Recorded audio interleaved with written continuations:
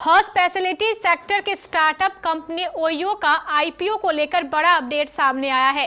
OYO का IPO इस साल मार्च में लॉन्च होने वाला था, लेकिन इसमें अब देर हो सकती है क्योंकि सेबी का एक आदेश इसको पूरा करना होगा। उसके बाद ही आईपीओ आ पाएगा।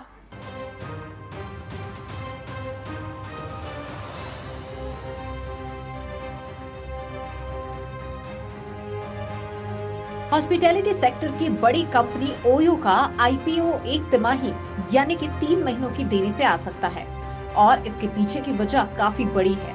बाजार नियामक securities and exchange board of India यानी कि SEBI ने ओयो कंपनी से इसके ड्राफ्ट रेड हियरिंग प्रोस्पेक्ट्स में अतिरिक्त जानकारी देने के लिए कहा है। इसमें सेबी ने कंपनी को अपडेटेड रिस्क फैक्टर्स, वैल्यूएशन के आधार पर बकाया मुकदमे आदि की जानकारी देने की बात कही है।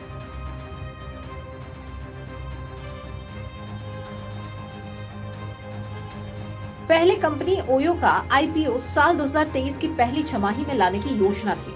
हालांकि अब अपडेटेड फाइलिंग के लिए कंपनी को 3 महीने का अतिरिक्त समय लग सकता है। कंपनी के एक सूत्र ने कहा है कि हमें निवेशकों को ध्यान में रखना है कि उन्हें केवल ताजा अपडेट्स के मुताबिक ही ओयो के आईपीओ में पैसा लगाने का मौका मिले।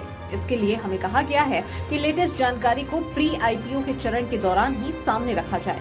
ये ही सबसे उचित कार्य होगा। इसकी वजह से आईपीओ लाने में 2-3 महीने की देरी भी हो सकती है। हालांकि इस प्रक्रिया में हम पूरे साल का एबिटा मुनाफा दिखा पाने में सक्षम होंगे।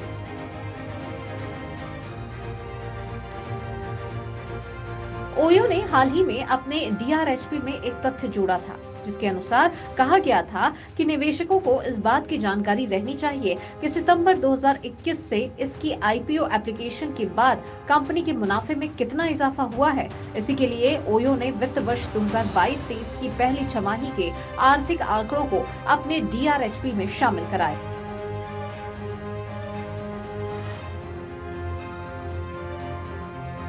बाकी किसी भी आईपीओ को लाने से पहले कंपनियां पूरी तरह से पारदर्शिता का पालन करें और सारी जरूरी जानकारी दें।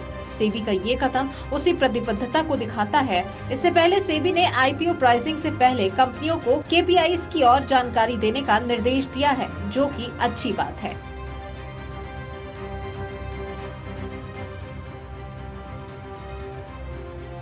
Bureau report, KBC news.